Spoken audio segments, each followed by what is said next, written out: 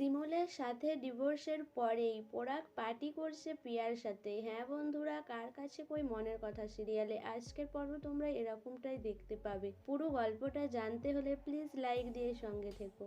শিমুল আর পরাগের ডিভোর্সের পরই শিমুল বেরিয়ে আসে ওখান থেকে। সুচরিতা দি আর বিপাশা দি শিমুলকে অনেক করে বোঝানোর চেষ্টা করে যে সে যেন এই বিষয়ে কোনো কষ্ট না পায়, কিন্তু শিমুল জানায় যে তার কোনো কষ্ট হচ্ছে না, কিন্তু একটা খারাপ লাগা রয়ে গেছে, কারণ ওই মানুষটার সঙ্গে সে সংসার করেছে, সে শিমুলের ব্যাপারে সব কিছু জেনে গেছে, আর সেটা মনে যখনই পড়েছে শিমুলের গা ঘিন ঘিন করেছে। এইসব ভেবে শিমুল মন খারাপ করতে থাকে, কিন্তু বিপাশাদি শিমুলকে অনেক করে মনে জোর দেয় যে শিমুল এইসব ভেবে আর কষ্ট পাস না, তুই সব কিছু কাটিয়ে ওঠ। আর তোকে এখন আমি একটা কথা বলছি, আমি জানি তুই রাগ করবি, কিন্তু তুই শতদ্রুর সাথে কথা বলে সব কিছু ঠিক করে নিতে পারতিস। শিমুল বলে, বিপাশাদি থাক না এখন এসব কথা, তুমি কেন এসব নিয়ে পড়লে এখন?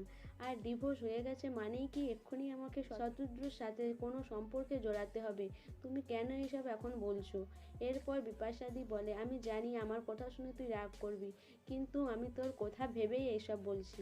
এদিকে পরাগ যখন বেরিয়ে আসে, প্রিয়াঙ্কা বলে, কি পরাগদা, তোমার কি ডিভোর্স হয়ে গেছে বলে মন খারাপ নাকি? তোমার বইয়ের জন্য তোমার মন খারাপ লাগছে? পরাগ বলে, এইসব কি বলছো প্রিয়া, আমি ওই মেয়েটার হাত থেকে ছাড়া পাওয়ার জন্য কত কিছু করেছি, আর সেই সাফল্যটা তুমি দেখতে পাচ্ছ না, এখন তুমি ওইসব নিয়ে আমাকে কথা শোনাচ্ছ। কিন্তু প্রিয়া তবুও পরাগকে এসব বলতে থাকে। তখনই প্রতীক্ষা প্রিয়াকে বলে, প্রিয়া তুই এখন থামবি, চয় আজকের এই দিনটার জন্য আমরা সেলিব্রেট করি। শিমুলদি তো পরাগদার ঘাড় থেকে নেমেছে, সেটা নিয়ে আমরা সেলিব্রেট করব না? পরাগ বলে, হ্যাঁ, কিন্তু প্রিয়া যে কথাগুলো বলছে আমার তো মুডটাই খারাপ করে দিয়েছে। এরপর পরাগ রেগে ওখানটা থেকে চলে যেতে যাবে, তখন প্রতীক্ষা প্রিয়াকে বলে, যা তুই দাদা রাগ ভাঙা। পরেই পলাশ বলে যে আজকের পার্টি হবে, আর সেই পার্টিতে যা খরচা হবে সেই খরচা আমি দেব।